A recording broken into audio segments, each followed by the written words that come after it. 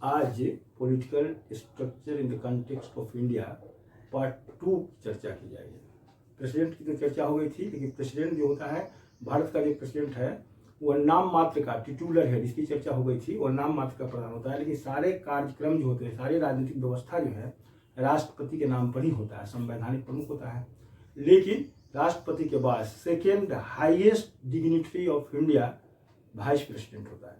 तो आइए पहले आज कुछ वाइस प्रेसिडेंट पर चर्चा होगी। हालांकि बीच में प्रेसिडेंट के भी कुछ बात बच गया है, बहुत इंपॉर्टेंट जो मटेरियल है प्रेसिडेंट से पूछे जाते हैं उसकी चर्चा होगी।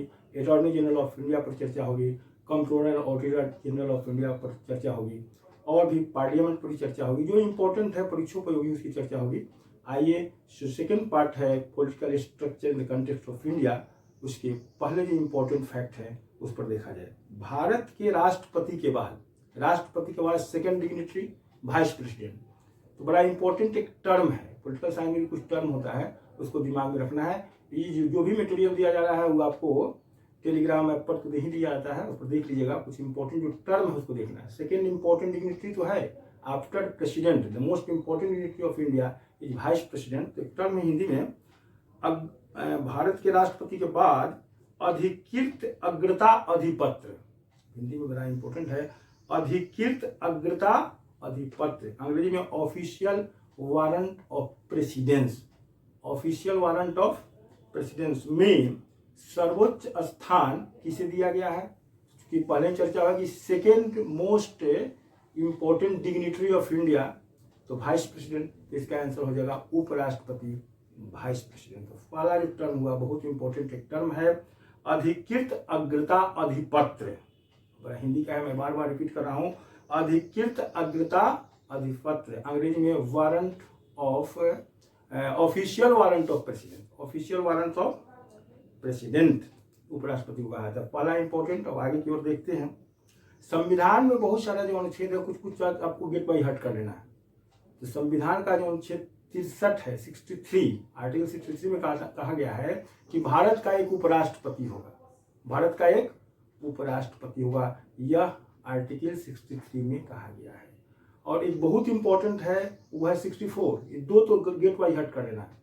और दूसरा है 64 आर्टिकल कहता है भारत का जो उपराष्ट्रपति होगा वो राज्यसभा का पदेन सभापति होगा। अपर हाउस राज्यसभा होता है, लोकसभा लोअर हाउस होता है, और राज्यसभा अपर हाउस होता है। तो राज्यसभा का जो पदेन सभापति, ex officio chairman, council of ministers का, काउंसिल ऑफ मिनिस्टर्स नहीं, राज्यसभा का जो पदेन सभापति होता है वह उपराष्ट्रपति होता है। ये बहुत इंपॉर्टेंट है। यह 64 में, तो 63 और 64 याद रखना है। और उपराष्ट्रपति के पद की जो व्यवस्था किया गया अमेरिकी संविधान का अनुसरण है, यह अमेरिकी अनुसंधान का अनुसरण है, बहुत इंपॉर्टेंट है। आगे देखा संविधान के अनुच्छेद 65, अब 63, 64, भारत में एक उपराष्ट्रपति होगा, यह 63, और भारत का जो उपराष्ट्रपति होगा राज्यसभा का पदेन सभापति होगा 64, तो 65 भी देख लिया जाए। भारत संविधान के अनुच्छेद 65 में कहा गया है कि उपराष्ट्रपति राष्ट्रपति के रूप में कार्य करेगा। कब करेगा भाई? करेगा यदि राष्ट्रपति का पद उसकी मृत्यु, अब डेथ कीप्स नॉट कैलेंडर, किसी की भी कभी मृत्यु हो सकती है, अगर मृत्यु हो जाए, राष्ट्रपति की मृत्यु है, तो उस पद पर उनके कर्तव्यों का निर्वहन उपराष्ट्रपति करता है। उनकी मृत्यु, पद त्याग, कभी कभी होता है कि वे रिजिग्नेशन देते हैं, या पद से हटाए जाने, राष्ट्रपति को हटाए जाने के लिए चर्चा हो चुकी है। इम्पीचमेंट, राष्ट्रपति को अनुच्छेद 61 के तहत उन पर इम्पीचमेंट हटा दिया जाता है।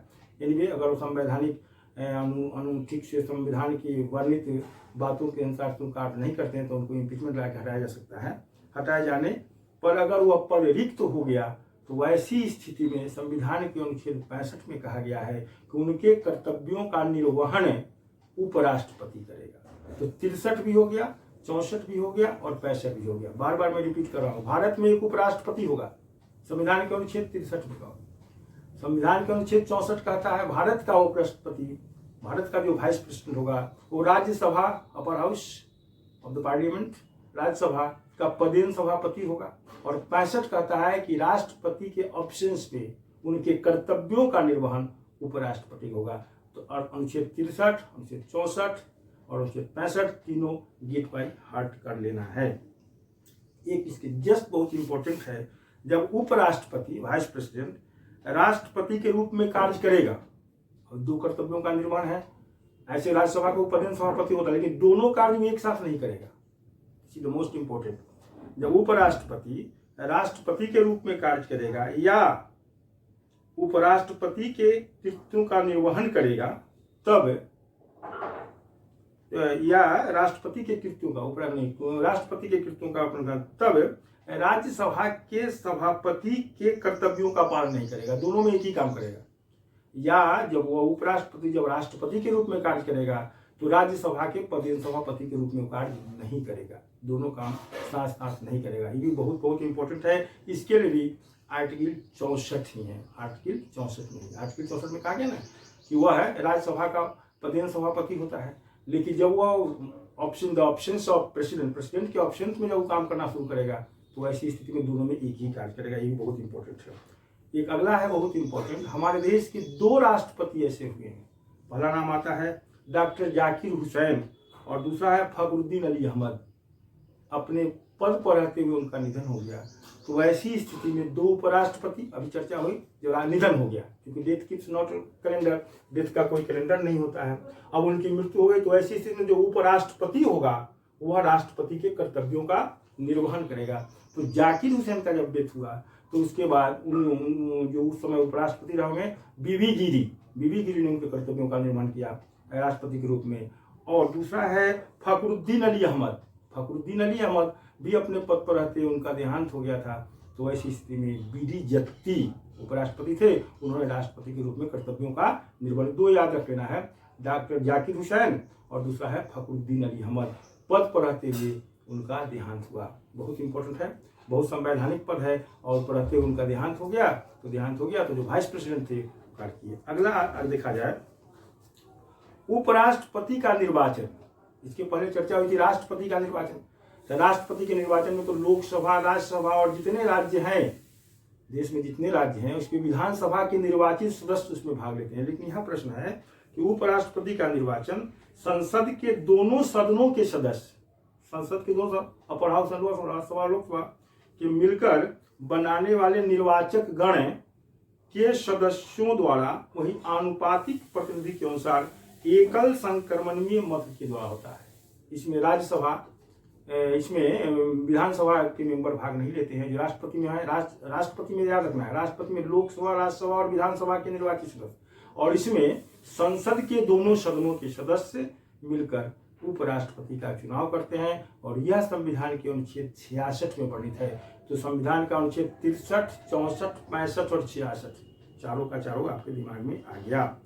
अगला है जिस राष्ट्रपति की जो पदावधि हो 5 वर्ष का है, उपराष्ट्रपति की पदावधि 5 वर्ष का। अक्सर संविधान में, आपके संविधान में ऐसी चर्चा है कि 5 वर्ष के लिए ही चुने जाते हैं अक्सर।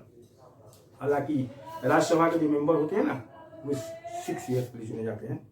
तो उपराष्ट्रपति की पदावधि कितने वर्षों की होती है? 5 ईयर्स की होती है। बहुत इंपॉर्टेंट होती है, आसान है। एक चीज बहुत इसमें इंपॉर्टेंट है, राष्ट्रपति तथा उपराष्ट्रपति के निर्वाचन से संबंधित अगर कोई विवाद हो जाए, कोई डाउट हो जाए, कोई लिटिगेशन हो जाए, कोई विवाद हो जाए, तो उसका निपटारा कौन करेगा? उसका निपटारा उच्चतम न्यायालय ही करेगा। सुप्रीम कोर्ट ही उसकी विवाद, अगर इलेक्शन में किसी तरह का कोई गड़बड़ी हो गई तो राष्ट्रपति और उपराष्ट्रपति के निर्वाचन की कोई भी शंका है, कोई भी डाउट्स है, कोई भी लिटिगेशन है, उसका निपटारा कौन करेगा? तो सुप्रीम कोर्ट ही करेगा। बहुत इंपॉर्टेंट है। अगला देखा जाए उपराष्ट्रपति राष्ट्रपति को संबंधित अपने हस्ताक्षर सहित लेख द्वारा, अपना हैंडराइटिंग द्वारा, लेख द्वारा अपना पद त्याग सकता है। किसको? उपराष्ट्रपति राष्ट्रपति को और राष्ट्रपति उपराष्ट्रपति को करता है। तो बहुत इंपॉर्टेंट है। लेकिन एक ध्यान रखना है, राष्ट्रपति को अगर हटाना है, राष्ट्रपति को हटाना है, अगर मान लीजिए कि वो संवैधानिक अतिक्रमण कुछ किए हैं तो उन पर इम्पीचमेंट लगता है। लेकिन वाइस प्रेसिडेंट को हटाने के लिए इम्पीचमेंट नहीं लगता है। बहुत इंपॉर्टेंट है। महाभियोग लगाने की जरूरत नहीं है। राज्यसभा में बहुमत से पास कर दिया जाता है और उसको फिर लोकसभा उसको रिकमेंडेड कर दिया, उसके बाद वाइस प्रेसिडेंट हट जाते हैं।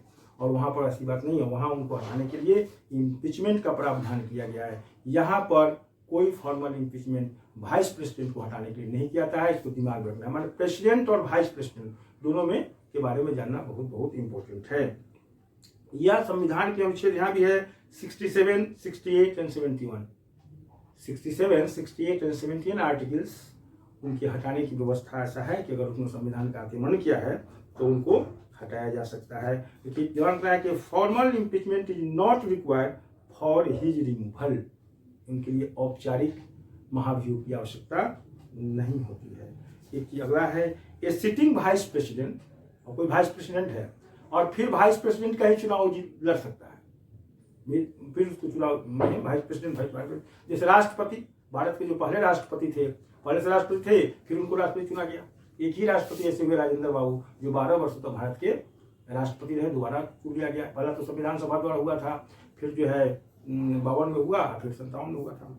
तो ये sitting vice president is eligible जो होता है फॉर री election and doctor Sarvepalli Radhakrishnan was in fact elected for a second term in 1957, 1952 में ही बने और 1957 में ही बने।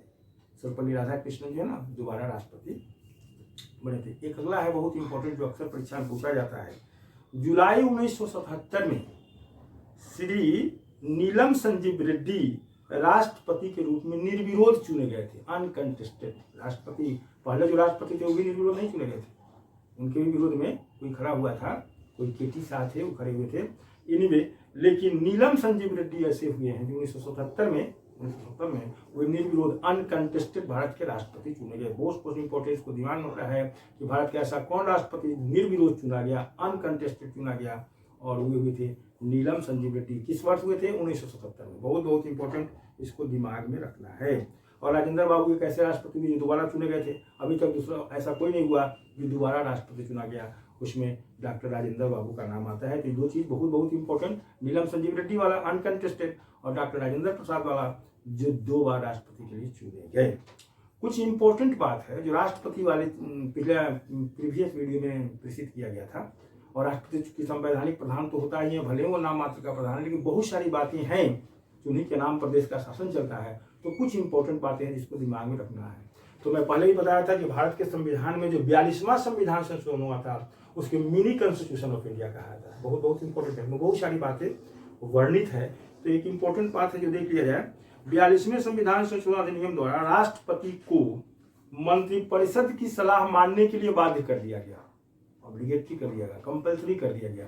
जो काउंसिल ऑफ मिनिस्टर्स जो विधेयक पारित कर देगा उसको उस पर दस्तखत करने के लिए वो बाध्य हैं, वो एक बार भी वो लौटा सकते हैं। तो नाम मात्र का प्रधान तो मैं पहले ही बता दिया था। तो 42वें संविधान संशोधन में कहा गया है कि काउंसिल ऑफ मिनिस्टर्स की बात मानने के लिए राष्ट्रपति बाध्य होता है, ऑब्लिगेटरी होता है, उनके लिए कंपल्सरी है, उनके लिए बाध्यता है। लेकिन 44वें संविधान संशोधन में, और 42वां संविधान संशोधन हुआ था 1976 में, श्रीमती इंदिरा गांधी भारत के प्रधानमंत्री थे, और 44वां संविधान संशोधन हुआ था 1978 में। उस समय मोरारजी भाई देसाई भारत के प्रधानमंत्री थे। बहुत सारी बातें जो 42वें संविधान संशोधन में किया गया उसमें कुछ फेरबदल किया गया हुआ 44वां संविधान संशोधन में। उसमें यह बात वर्णित किया गया कि काउंसिल ऑफ मिनिस्टर्स की बात मानने के लिए तो राष्ट्रपति बाध्य है, लेकिन वो एक बार पुनर्विचार के लिए काउंसिल ऑफ मिनिस्टर्स को वो जो विधेयक पास करके भेजते हैं दस्तखत के लिए वो लौटा सकता है एक बार।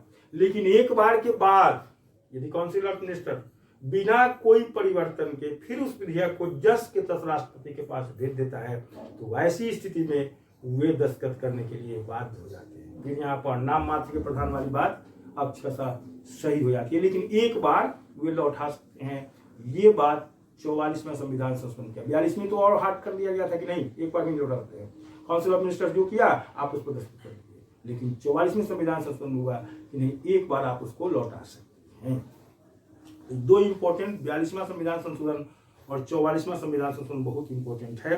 राष्ट्रपति अगला है बहुत इंपॉर्टेंट जो परीक्षा में अक्सर पूछा जाता है कि राष्ट्रपति संसद के कितने सदस्यों को मनोनीत कर सकता है, कितने सदस्यों को मनोनीत कर सकता है। अक्सर परीक्षा में प्रश्न पूछे जाते हैं। तो लड़के जो थोड़ा डेप्थ में नहीं पढ़े हैं उसका उत्तर 12 बताए थे, लेकिन नहीं, राज्यसभा और लोकसभा दोनों जब मिले संसद के कितने सदस्यों को करते हैं तो राज्यसभा से 12 और लोकसभा से 2। तो ऐसा प्रश्न अगर आता है कि राष्ट्रपति संसद के कितने सदस्यों को मतलब सीधा सीधा उत्तर दिए 14।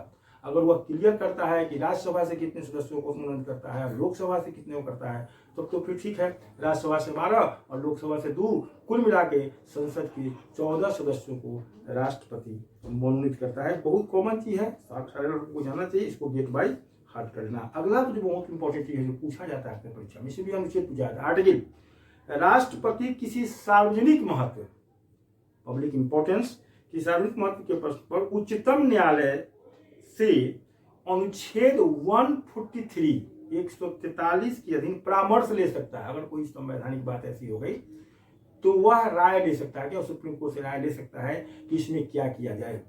देश का शासन कानून सम्मत चलना चाहिए, ऐसा कोई कानून बनाया गया और वो कानून ठीक से नहीं बना तो राष्ट्रपति परामर्श के लिए वह सुप्रीम कोर्ट से राय ले सकता है। यह संविधान के अनुच्छेद 143 में वर्णित है, लेकिन उस परामर्श को हम मानने के लिए बाध्य नहीं है। राय दिया, राय वो मानने के लिए ऑब्लिगेटरी नहीं होता है। अगला जो है बहुत इंपॉर्टेंट, राष्ट्रपति 3 परिस्थितियों में नेशनल इमरजेंसी लागू कर सकता है। राष्ट्रपति 3 परिस्थितियों में नेशनल इमरजेंसी लागू कर सकता है, उसके लिए भी आर्टिकल है, तो बहुत इंपॉर्टेंट है। पॉलिटिकल स्ट्रक्चर में कुछ अनुच्छेद जान लेना जरूरी है। तो राष्ट्रपति जो राष्ट्रीय आपात लागू करता है, उसका पहला है आंतरिक अशांति या बाह्य आक्रमण, इंटरनल डिस्टर्बेंस या एक्सटर्नल एग्रीगेशन की अगर स्थिति हो जाए, कोई बाहरी आक्रमण आप पर हो जाए, चाहे आंतरिक अशांति बहुत अधिक हो जाए, तो ऐसी स्थिति में राष्ट्रपति राष्ट्रीय आपातकाल की घोषणा कर सकता है। और उसके लिए संविधान का अनुच्छेद 352 वर्णित है, 352, द मोस्ट इंपॉर्टेंट, आंतरिक अशांति, इंटरनल डिस्टर्बेंस, चाहे बाह्य आक्रमण, एक्सटर्नल एग्रीगेशन, जैसे 62 में आक्रमण कर दिया था ना, चाइना ने आक्रमण कर दिया था, तो ऐसी स्थिति में राष्ट्रपति अनुच्छेद 352 के तहत राष्ट्रीय आपात की घोषणा कर सकते हैं। First condition. The second condition है संवैधानिक संकट के समय राज्यों में राष्ट्रपति शासन, केंद्र में नहीं, केंद्र में तो मध्यावधि चुनाव की बात रहती है, राज्यों में राज्य में शासन कानून सम्मत अगर नहीं चल रहा है तो राज्यों में राष्ट्रपति शासन का अनुमोदन, राष्ट्रपति शासन लगाया जा सकता है। यह संविधान के अनुच्छेद 356 के तहत, एक 352 हो गया, एक 356 हो गया, और तीसरा एक और इम्पोर्टेंट है फाइनेंशियल इंस्टेबिलिटी अगर आ जाए, फाइनेंशियल वित्तीय अस्थायित्व की स्थिति है, वित्तीय संकट अगर आ जाए तो उस समय राष्ट्रीय आपात की घोषणा कर सकता है राष्ट्रपति, और उसके लिए अनुच्छेद 360, इसमें बहुत इंपॉर्टेंट है 352, 356 और 360। अभी तक एक बार भी फाइनेंशियल इमरजेंसी भारत में नहीं लगाया गया, इसको दिमाग में रखना है। 3 बहुत इंपॉर्टेंट, 352, 356 और 360, बहुत इंपॉर्टेंट है, इसको दिमाग में रखना है। अगला है संविधान के अनुच्छेद, इसमें इस वीडियो में ज्यादातर आर्टिकल्स के बारे में चर्चा है जो बहुत इंपॉर्टेंट रखना है। संविधान के अनुच्छेद 75 के अधीन, 75 के अधीन प्रधानमंत्री की नियुक्ति राष्ट्रपति करता है, जो क्लियर है, प्रधानमंत्री की नियुक्ति राष्ट्रपति करता है, और अन्य मंत्रियों की नियुक्ति वह प्रधानमंत्री की सलाह पर, प्रधानमंत्री एक लिस्ट देता है, यह आपको शपथ दिलवा दे रहा है, की सलाह पर करता है। मंत्री राष्ट्रपति के प्रसाद पर्यंत पद धारण करते हैं। और मोस्ट इंपोर्टेंट, पहले भी इसकी चर्चा, मंत्रिपरिषद जो है, काउंसिल ऑफ मिनिस्टर्स, सामूहिक रूप से कलेक्टिवली लोकसभा के प्रति उत्तरदायी होता है। मंत्रिपरिषद सामूहिक रूप से लोकसभा के प्रति उत्तरदायी होता है, इसको गेट बाय हार्ट कर लिया जाए। मंत्रिपरिषद, काउंसिल ऑफ मिनिस्टर जो होता है कलेक्टिवली लोकसभा के प्रति उत्तरदायी होता है, रिस्पॉन्स होता है। This line is most important, इसको गेट बाय हार्ट कर लिया जाए। अगला मोस्ट इंपॉर्टेंट टॉपिक है हमारा संविधान, हमारा जो कॉन्स्टिट्यूशन है केवल सामूहिक उत्तरदायित्व का प्रावधान करता है, सामूहिक, कलेक्टिवली रिस्पॉन्सिबिलिटी है। इसका अर्थ है कि किसी एक मंत्री के प्रति अविश्वास प्रस्ताव नहीं लाया जाता है, एक प्रति पूरे कलेक्टिवली अगर अविश्वास प्रस्ताव पारित हो गया तो पूरे मंत्रिमंडल को भंग होना पड़ेगा। माने यह बनती भी है एक साथ और गिरती भी है एक साथ, कलेक्टिवली रिस्पॉन्सिबल का यही मतलब होता है, बहुत इंपॉर्टेंट है। एक टर्म इसमें और जान लेना है, सामूहिक उत्तरदायित्व का अर्थ होगा कि मंत्रियों को सार्वजनिक रूप से अलग अलग वाणियों में नहीं बोलना है। ऐसा नहीं कि कोई मंत्री कुछ बोल रहा है और कुछ मंत्री कुछ और बोल रहा है, सरकार की नीतियों के खिलाफ में कोई कुछ अगर कोई बोल रहा है तो अब यह सामूहिक उत्तरदायित्व का भाव नहीं होगा। इसको बहुत इंपॉर्टेंट किया है, इसको जान लेना है। आइए आगे कुछ और इंपॉर्टेंट है। मंत्रिपरिषद के प्रधान के रूप में, काउंसिल ऑफ मिनिस्टर्स का हेड कौन होता है? पीएम होता है। तो मंत्रिपरिषद के प्रधान के रूप में संविधान प्रधानमंत्री का उल्लेख करता है। अब इसके लिए भी अनुच्छेद है, बहुत सारा अनुच्छेद दिमाग में रखना है। 63 से शुरू किया, 63 है, 64 है, 65 है, 66 है, और भी जो चर्चा हुई होगी। तो यहाँ है अनुच्छेद 74 में ऐसी बात है कि काउंसिल ऑफ मिनिस्टर्स के रूप में संविधान में प्रधानमंत्री का उल्लेख किया गया है, किंतु संविधान में उप प्रधानमंत्री का कहीं उल्लेख नहीं किया गया। जिस समय विश्वनाथ प्रताप सिंह भारत के प्रधानमंत्री बने थे 1989 में, उस समय देवीलाल को उप प्रधानमंत्री के रूप में शपथ दिलाया गया था। तो किसी ने संविधान में, किसी ने उच्चतम न्यायालय में मुकदमा दायर कर दिया था कि जब भारत के संविधान में उप प्रधानमंत्री का पद ही नहीं है तो उप प्रधानमंत्री के रूप में शपथ कैसे लिया। तो सुप्रीम कोर्ट ने ऐसा निर्णय दिया कि शपथ ले लिए हूं चलेगा, शपथ ले लिए, लेकिन उप प्रधानमंत्री के रूप में कोई कर्तव्यों का निर्वहन नहीं करेंगे। उनको कोई मंत्रालय दिया जाएगा, उस मंत्रालय का वो कार्य करेंगे। उप प्रधानमंत्री क्या होता है, उप प्रधानमंत्री का ऐसा तो होना नहीं है। चलिए शपथ ले लिए हैं, वो चल सकता है। देवीलाल ने उप प्रधानमंत्री के रूप में शपथ ले लिया तो किसी ने मुकदमा कर दिया। तो संविधान में बहुत सारी बातें वर्णित है। आप अगर उसमें कुछ ऐसा होता है तो आप बात कर सकते हैं, आप मुकदमा में जा सकते हैं। सुप्रीम कोर्ट का जो निर्णय होता है वो अंतिम निर्णय होता है, उसको सारे लोग मानते हैं। अगला इंपॉर्टेंट है संसदीय शासन प्रणाली, पार्लियामेंट्री फॉर्म ऑफ गवर्नमेंट। पहले ही बताया कि भारत में संसदीय शासन प्रणाली जो ब्रिटेन से लिया गया है, संसदीय शासन प्रणाली। पहले हम लोग एमपी को चुनते हैं और सब एमपी मिलकर के पीएम को चुन लेता है। जो बहुमत का दल का नेता होता है वो पीएम बन जाता है। प्रश्न है संसदीय शासन प्रणाली में प्रधानमंत्री का अद्वितीय स्थान है, सबसे पावरफुल होता है। और ऐसे ही संसदीय शासन पद्धति में प्रधानमंत्री ही वास्तविक प्रधान होता है। भले ही शासन राष्ट्रपति के नाम पर चलता है, लेकिन वास्तविक प्रधान कौन होता है, प्रधानमंत्री होता है। वह सर्वाधिक सशक्त कृत्यकारी होता है, मोस्ट पावरफुल काम करने वाला। प्राइम मिनिस्टर जो मोस्ट पावरफुल होता है। वह संसद तथा कार्यपालिका दोनों पर नियंत्रण रखता है, दोनों पर नियंत्रण। संसदीय सरकार को बहुधा जनरली प्रधानमंत्रीय सरकार भी कहा जाता है। जैसे अध्यक्षीय सरकार में राष्ट्रपति मेन हो जाता है, तो संसदीय सरकार में, संसदीय पार्लियामेंट्री फॉर्म ऑफ गवर्नमेंट में प्रधानमंत्री सर्वे सर्वा हो जाता है। प्रधानमंत्री संसद में अपनी पार्टी का नेता तथा लोक निर्वाचित लोकसभा का भी नेता होता है। लोक निर्वाचित लोकसभा का भी नेता होता है। सर्वे सर्वा है तो पावरफुल तो होता है। आगे देखा जाए संविधान के अनुच्छेद 76, आज बहुत सारा अनुच्छेद की चर्चा है। अनुच्छेद 76 में एक बहुत महत्वपूर्ण पद है जो भारत सरकार का लॉ ऑफिसर होता है, महान्यायवादी के अनुसार राष्ट्रपति उच्चतम न्यायालय का न्यायाधीश नियुक्त होने की योग्यता रखने वाले व्यक्ति को भारत का महान्यायवादी, attorney general of India, attorney general of India, ATTORNY, महान्यायवादी हिंदी में याद रखिए, अटॉर्नी जनरल ऑफ इंडिया नियुक्त कर सकता है। और महान्यायवादी क्या होता है भाई, लॉ ऑफिसर है, first and chief law officer of India. महान्यायवादी भारत सरकार को कानूनी मामले, सरकार ने कोई कानून बनाया, कोई विधेयक पारित किया, ऐसा तो नहीं कानून बनाया कि नहीं बनाया, जो भी कानून बनते हैं लोग उसको ऊपर मुकदमा कर देते हैं कि भाई आपने कानून बनाया, ठीक बनाया, नहीं बनाया। तो सरकार का पक्ष वो रखता है, सरकार के पक्ष रखने वाला बहुत इंपॉर्टेंट है। तो महान्यायवादी भारत सरकार को कानूनी मामले के बारे में सलाह देता है। He the first the chief law officer of government of India, the first and chief law officer of government of India. उसे संसद के दोनों सदनों में बोलने और भाग लेने का अधिकार तो है, लेकिन उसे वोट देने का अधिकार नहीं है। But he shall have no right to vote. He shall have no right to vote.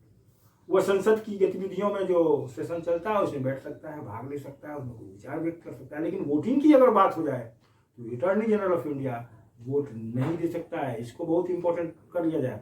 वह भारत सरकार का कानूनी सलाहकार, सबसे बड़ा लॉ ऑफिसर होता है भारत सरकार का। वह संसद की कार्यवाही में भाग ले सकता है, लेकिन वो वोट नहीं दे सकता है। बहुत बहुत इंपॉर्टेंट। और संविधान के आर्टिकल 76 में वर्णन है, याद रखना है। कितना आर्टिकल है, 76 में यह वर्णन है कि भारत में एक महान्यायवादी होगा जो भारत सरकार को कानूनी मामलों की सलाह देगा।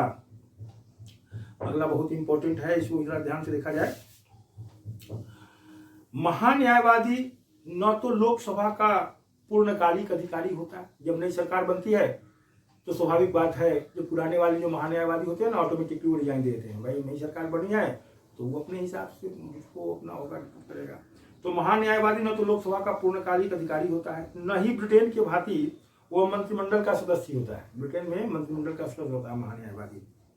साथ ही उसे निजी प्रैक्टिस से भी नहीं रोका जा सकता है, वो निजी प्रैक्टिस कर सकता है।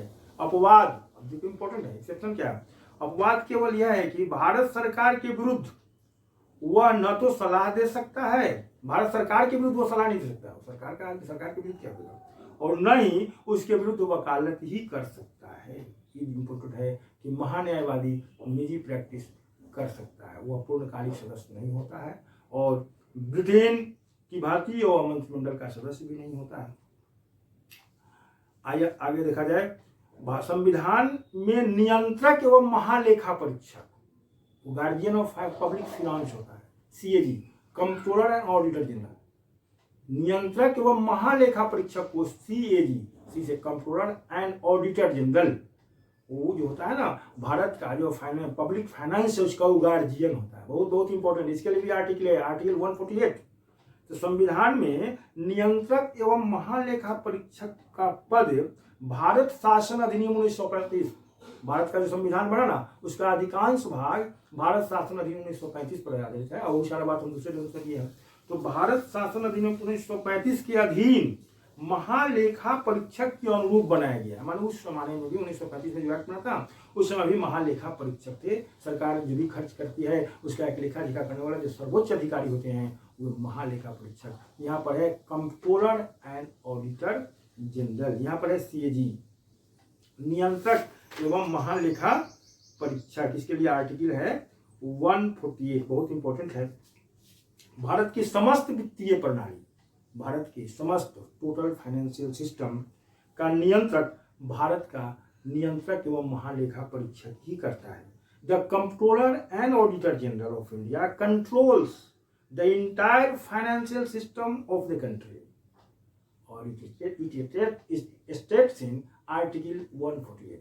यह आर्टिकल 148 में वर्णित किया गया है। At the union as well as state level, माने केंद्र का भी और राज्य का भी, सारे जगह जो पब्लिक फाइनेंस का पब्लिक जो फाइनेंशियल सिस्टम है उसका गार्जियन, उसका संरक्षक सीएजी ही होता है। बहुत बहुत इंपॉर्टेंट। नियंत्रक एवं महालेखा परीक्षक की नियुक्ति भी राष्ट्रपति करता है। नियुक्ति कौन करता है? राष्ट्रपति करता है। इसकी पदावधि 6 ईयर्स की होती है, लेकिन इसमें 2 टर्म होता है, या तो 6 वर्षों का या तो 6 वर्ष तक पूरा, या उसका जो एज है 65 वर्ष तक ही रहना है। 65 वर्ष तक पूर गया और उधर 5 वर्ष हुआ तो उसको पद छोड़ना पड़ेगा। तो 65 वर्ष होना चाहिए। इससे पूर्व वह 65 वर्ष की आयु प्राप्त कर लेता है तो वह अवकाश प्राप्त करता है। दोनों में कोई एक टर्म फुलफिल करना है, या तो 65 ईयर्स तक वो रहेगा, 100 वर्ष तक रहे, या 65 वर्ष रहे, बस बात। बहुत बहुत इंपॉर्टेंट हो रहा है। सीएजी का वेतन उच्चतम न्यायालय के न्यायाधीश के बराबर होता है। ही में, बहुत इंपॉर्टेंट, ही में एट एनी टाइम रिजाइन, वो रिजाइन भी कर सकता है, his office by writing under his hand address to the president. President नियुक्त करता है तो प्रेसिडेंट को एड्रेस करके वो रिजिग्नेशन भी दे सकता है। He may be removed by impeachment, इस पर भी इम्पीचमेंट लगाना है, लोकसभा और राज्यसभा में पास करने पर ही इसको हटाया जाए। इसके लिए भी आर्टिकल 148(1) है, 148 तो है तो उसकी व्यवस्था है, 148(1) है कि इम्पीचमेंट लगा हटा सकता है, एंड 124(4) है। तो सारा इंपॉर्टेंट, और सबसे important guardian of public wealth तो ये होता ही है, बहुत इंपॉर्टेंट है। अब जो बहुत इंपॉर्टेंट है इसके लिए एक अनुच्छेद 79 है। भारत में एक संसद होगी, भारत में एक संसद होगी, उसके अपर हाउस है राज्यसभा, लोअर हाउस है लोकसभा, और राष्ट्रपति भी उसमें होते हैं। तो भारतीय संघ की सर्वोच्च विधायिका, भारतीय संघ की सर्वोच्च हाईएस्ट लेजिस्लेचर का नाम संसद है, पार्लियामेंट है। और इसमें अब बहुत इंपॉर्टेंट है कि संसद में कौन कौन समाहित होते हैं। अब तो प्रश्न है संसद कैसे बनता है, तो संसद में राष्ट्रपति, राज्यसभा और लोकसभा, ये तीनों समाहित होते हैं। और ये बातें संविधान के अनुच्छेद 79 में वर्णित है। आज बहुत सारा अनुच्छेद की चर्चा हुई जो आपको इम्पोर्टेंट है, तो परीक्षा में पूछा जाता है। भारत के संविधान के अनुच्छेद 79 में वर्णित है कि भारत में एक संसद होगी, और संसद में कौन कौन समाहित होते हैं ये बहुत इंपॉर्टेंट है, राष्ट्रपति, राज्यसभा और लोकसभा। आगे देखा जाए जो बहुत इंपॉर्टेंट है। यद्यपि राष्ट्रपति जो है संसद का एक संगठक अंग है, राष्ट्रपति के बिना संसद नहीं बनता है, पर वह दोनों सदनों में न तो बैठता है न ही उसकी चर्चाओं में भाग लेता है। ये बड़ा बहुत ही इम्पोर्टेंट बात है। वह अंग है संसद का, लेकिन वह जब बैठक चलती है तो उसमें बैठता नहीं। भले ही वह अभिभाषण फर्स्ट मीटिंग में अभिभाषण देता है, लेकिन वह बैठता है और चर्चा में भाग नहीं लेता है।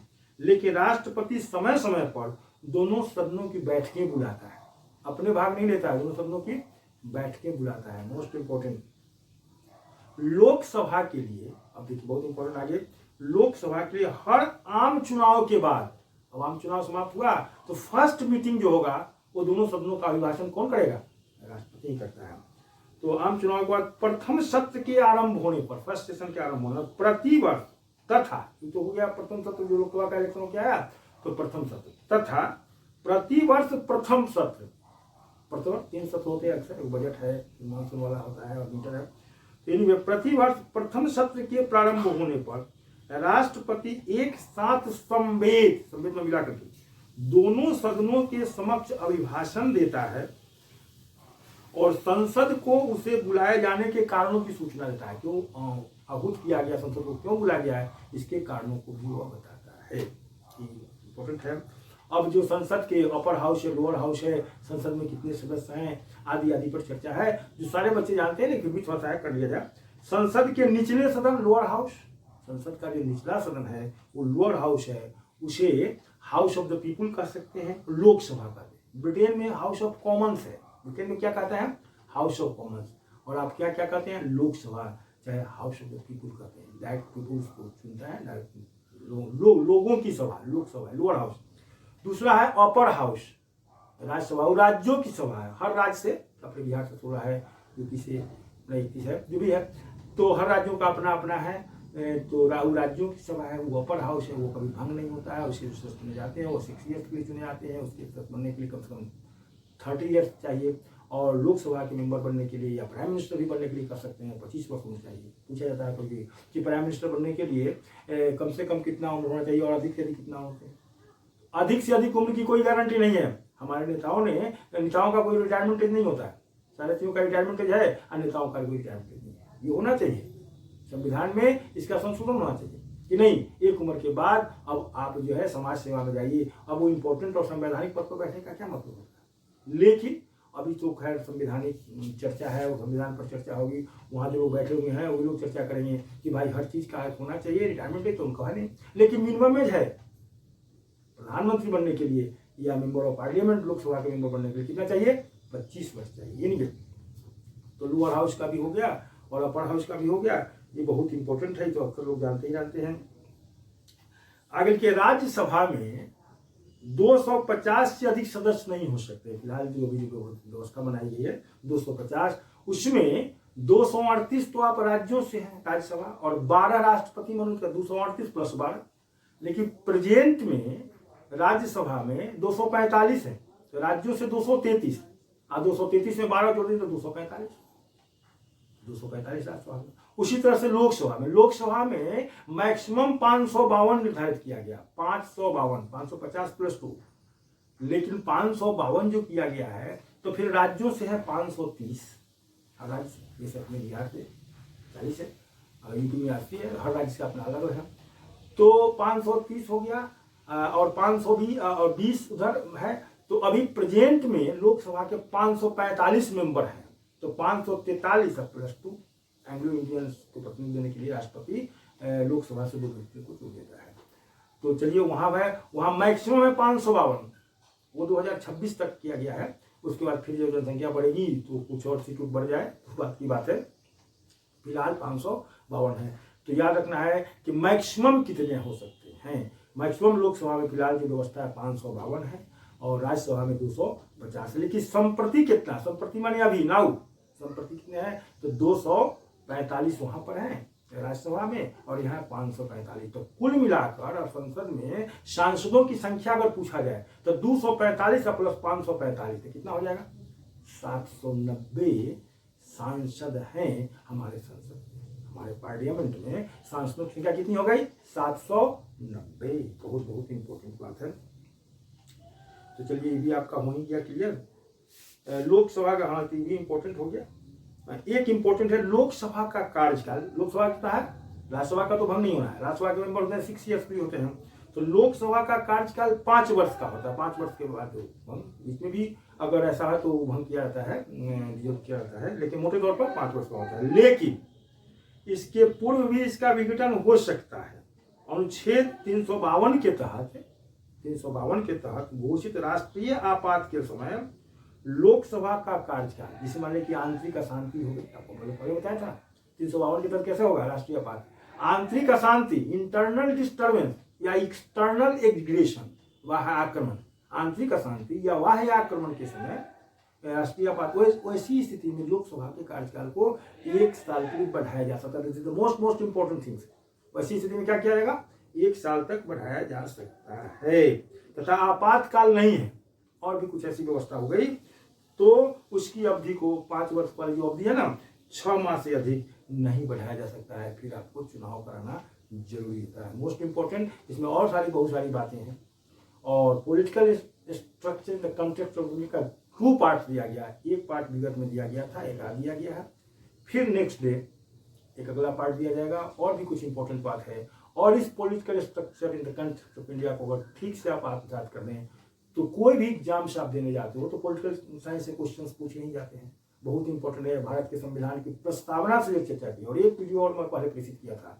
वो संविधान सभा के गठन, भारत के संविधान को संविधान सभा ने बनाया, तो संविधान सभा का गठन कैसे हुआ, किसके अनुमोदन पर किया गया, उसमें कितने मेंबर थे, संविधान कब बनकर तैयार हुआ, आदि चर्चा पहले हो चुकी है।